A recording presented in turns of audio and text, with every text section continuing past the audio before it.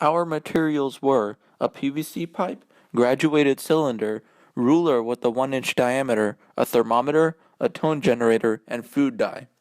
Here's our procedure. First, we filled a graduated cylinder almost full with water. We put in our food dye so it would be easier to measure the water level after displacement.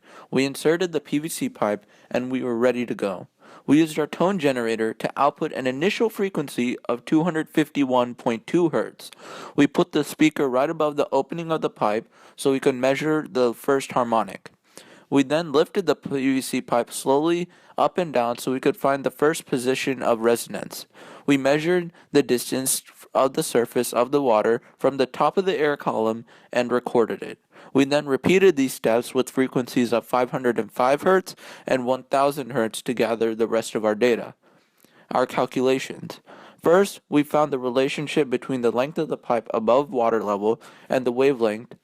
The first node was 251.2 and 505, and the second node for 1000.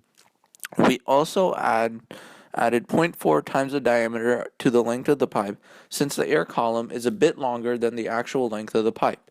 We then used the relationship to determine wavelength.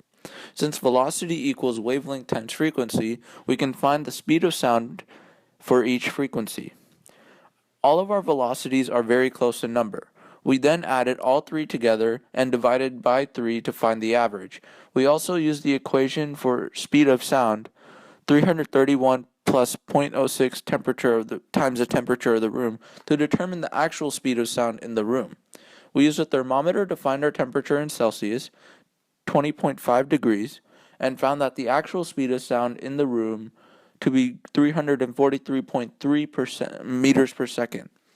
We then calculated a percent error from our experimental value, 328.84 meters per second, and got a 4.21% error. Overall, the experiment went very well. Contributions to our error could have involved an incorrect measurement in length. Although the sound changed quite a bit, it was difficult to pinpoint exactly where the node was located. We could have been off by a couple of centimeters, altering our numbers a bit.